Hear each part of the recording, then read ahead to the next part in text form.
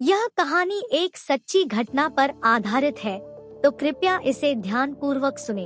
बात है 1730 की, जब राजस्थान के जोधपुर जिले के महाराजा अभय सिंह को अपने नए महल के लिए लकड़ियों की आवश्यकता हुई।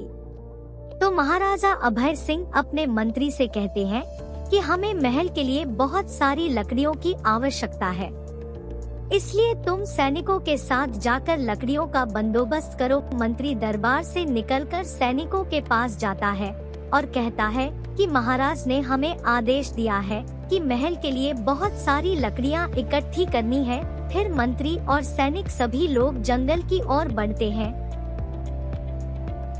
वह आगे जाकर देखते हैं, जहाँ पर एक खेजड़ली गांव था। वहाँ पर सैनिक बताता है कि यहाँ बहुत सारी खेजड़ियाँ है और अनेक पेड़ हैं, लेकिन हम उन्हें काट नहीं सकते हैं, क्योंकि वहाँ बिश्नोई समाज के लोग रहते हैं जो पशुओं और पेड़ों से बहुत ही प्यार करते हैं, इसलिए वह हमें पेड़ नहीं काटने देंगे। मंत्री कहता है, तुम मेरे साथ चलो, मैं देखता हूँ हमें पेड़ काटने से कौन रोकता है। सभी जाकर पेड़ काटने लग जाते हैं। उधर अमृता देवी अपने घर में काम कर रही थी और उसके साथ उनकी 3 बेटियां भी थी। उनको कटकट की आवाज सुनाई देती है, तो अमृता देवी बाहर निकलकर आती है और देखती है कि कुछ सैनिक खेजड़ी और चीकू के पेड़ को काट रहे थे। यह देखकर अमृता देवी मंत्री से कहती है, यह पेड़ क्यों काट रहे हो? तब मंत्री बोलता है, राजा ने आदेश दिया है, हम तो राजा के आदेश का पालन कर रहे हैं। अमृता देवी भी बोलती है, कुछ भी हो जाए मैं यह पेड़ काटने नहीं दूंगी। लेकिन सैनिक और मंत्री उसकी एक न सुनकर वापस पेड़ काटने लग जाते हैं।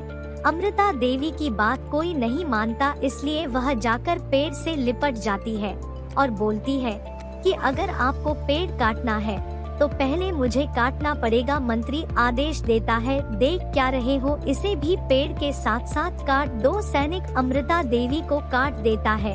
यह देखकर उनकी तीनों बेटियां भी पेड़ों से लिपट जाती है और गांव वाले भी आकर पेड़ से लिपट जाते हैं। मंत्री आदेश देता है कि सभी को काट दो और इस आदेश पर सभी लोग उनको काट देते हैं। इस घटना का पता जब महाराज उदय सिंह को चलता है, तब वह खेजड़ली गांव में आते हैं और सभी लोगों से माफी मांगते हैं और बोलते हैं कि मुझे इसके बारे में कुछ पता नहीं था। अब यहाँ पर कोई भी पेड़ नहीं कटेगा, यह मेरा आदेश है। इस घटना से खेजड़ली गांव में 363 लोगों ने अपनी जान दी थी। तो दोस्तों, इस कहानी से हमें यह सीखने को मिलता है कि हमें पेड़ पौधों को नहीं काटना चाहिए और अधिक से अधिक वृक्षारोपण करना चाहिए।